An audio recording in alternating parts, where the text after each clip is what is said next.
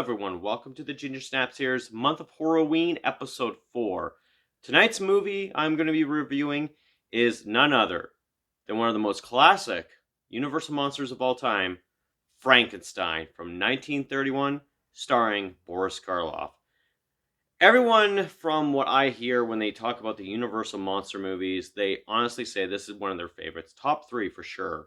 Now, of course, when I think of Frankenstein itself, I think he is definitely one of the most classic and most iconic of any said character of the horror franchise. I mean, like, you gotta think, they're doing Hotel Transylvania with Frankenstein. That's how relevant Frankenstein's monster is today. And honest to God, I mean, this movie is an instant classic for good reason. And also doing so with the release of this movie the same year as Dracula. It's also been very much well noted that Bela Lugosi was originally going to be playing Frankenstein's monster, but he turned the role down just because of the simple fact that it's like there's no acting to it. There's no lines. Just grunts and heavy pounds of makeup, and he didn't want to do it, which ultimately kind of backfired on Bela Lugosi because his career is just, man, it kind of took a deep dive where as Boris Karloff's career went right up to the ceiling. And it was a fatal mistake. Eventually, at some point, Bela Lugosi ended up playing Frankenstein's monster. So that says everything. So enough rambling about the whole entire thing of how it's so iconic and whatnot. Let me just get right to the review. So here's my review of Frankenstein from 1931. The opening scene is much more macabre than if you think about it back in 1931. I mean, you see a funeral and you see Dr. Frankenstein and his servant Fritz, not fucking Igor, a hunchback character, digging up a freshly buried body for body parts and also going to, cut down a hanging guy, for more body parts. But I mean, it's just so damn morbid back in that time. I mean, like, nowadays, it's not as morbid as you think it is. I mean, like, it's just a classic movie. But back in those days, yeah, you could bet your ass it was very morbid. And the fact that Dr. Frankenstein himself is so keen on creating a monster, this being, he thinks he can play God and he can create life, bring a creature that he had built with his own 2 hands back from the dead, like a creature that has not been living because it's made of multiple parts. So I mean, his wife to be, his fiance, is wondering what he's up to.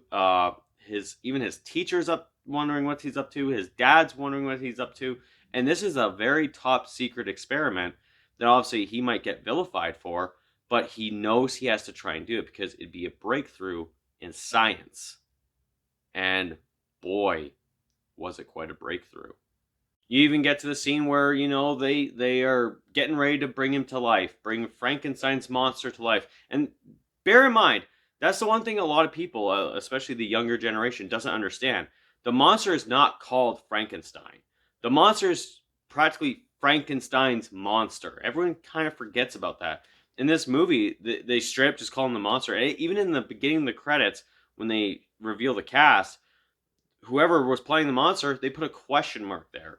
So to leave the character of the monster a mystery, to like, was this really a monster made for a movie? But at the end of the movie, they even show in the credits that, yeah, it's played by Boris Karloff. So they kind of dropped the ball on that one. As soon as that lightning bolt has hit that table and has electrified Frankenstein's monster's corpse, he descends down back on that table, and we see that hand lift up, and possibly the most famous lines delivered in this movie that has stood the test of time. It's alive! It's alive! It's alive! It's alive! It's alive! Oh, in the name of God! Now I know what it feels like to be God! I mean, you can't, like, that's a quote that honestly gets,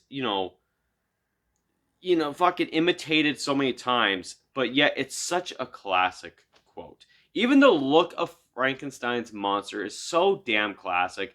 It, it made Boris Karloff's career. And honestly, like, you could go to a Halloween store today and find the exact same, like, Universal Studios mask. I mean, like, I saw Trick or Treat Studios, Universal Studios Monsters mask, and I couldn't fucking believe how great quality it was. But I mean, that's the popularity of this character, this creature, this monster, and the fact that it's Frankenstein in a weird kind of way. Frankenstein was almost essentially the very first zombie. But I mean, he's got a brain, he's got a heart, he's got all the organs, whatever, right? But he's his own character. Of course, they're teaching him how to function and like sit, obey orders, do all these kind of things. And they also learned that he hates the sunlight. And well, he doesn't really hate the sunlight, but he really hates fire. I mean, I know the Hotel Transylvania films really fucking hammer that thing home. They realize that this monster is almost impossible to train, so they even try to fucking, keep it locked up, but that fails. I mean, the monster gets out and in one shocking turn of events, kills a little girl by throwing her in the water. But it starts off very, very nice. I mean, like, Frankenstein's monster just practically is curious about the little girl and what she's doing, and then is intrigued with the fact that she's like throwing these little flowers in the water, and he has fun doing it. But he runs out and throws her in the water, and she dies. And yeah, I mean, back in 1931, that would have been very gruesome to actually witness in a movie. Then the lynch mob comes as soon as the body is discovered, and yeah, the town folk is just going out hunting for fucking Frankenstein's monster. Even Frankenstein, Dr. Frankenstein himself, is hunting for his own damn monster, his own creation, that now he knows has to be destroyed. And it's kind of funny when you think about it. Mobs in movies turn out to be the same. It's a bunch of people, a tragedy happens, they all band together, and they all hunt the thing down. No questions asked. God, what movie did that was very recent?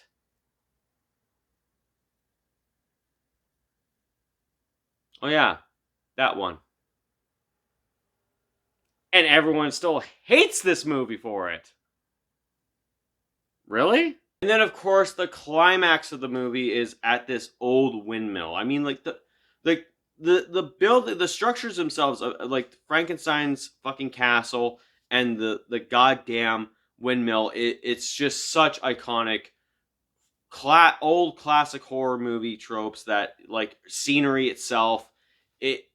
It's something to see. Like, honestly, if you guys have never seen Frankenstein itself, you have to give it a watch. And yes, of course, it's black and white. It's how can you go wrong? I mean, like, I know there's a lot of you young kids out there that think black and white movies are boring. Trust me, man, I'm telling you, the classics, I never used to think of black and white movies as, classics or whatever. I just think of them as old movies. And I was never interested in black and white movies before, but now, growing up, I was like, I want to get into that. And, honestly, black and white movies are just so damn adorable. And this movie is just so goddamn brilliant. And, I mean, to top Dracula, it wasn't that hard, especially with this kind of a movie. I just do think the ending of all these Universal monster movies, especially this one, is very, anticlimactic. I mean, like, they destroy the monster. You don't see it, though. And then Dr. Frankenstein's taken back to his house, and they all, like, they cheers, and then the movie ends. The end. It's like, that's a little anticlimactic. But either way, I still enjoyed watching this movie. And I think anyone who hasn't seen it, you're going to have a blast. And that's pretty much my review on Frankenstein from 1931. For a ranking of this movie, I know I gave Dracula kind of like a little bit of a high, semi-low rating. For this one, it definitely gets a 7.5 out of 10. Just because of the simple fact that it's a body count, scares, atmosphere. It's it's not necessary here. It's a story that just needed to be told from a very fucking popular book, and they nailed it with the whole aesthetic of the castle, the windmill, the monster itself, the classic lines in this whole entire movie. Yeah, Frankenstein from 1931 gets a solid 7.5 out of 10. And I know that's being very generous, but there's another monster movie that had come out that honestly I personally love the most. So what do you guys think of this movie if you've actually watched it? Is it one of the all-time greatest for you when it comes to the classic Universal monsters? Or do you think one other monster is so much better than this one? Let me know in the comments down below. Make sure to also hit that thumbs up and subscribe for more spooky content. Other than that, that's it for me. This has been the Ginger Snaps Here's Month of Horror-WEEN, Episode 4. My name is Steven, and I'll check you guys out later.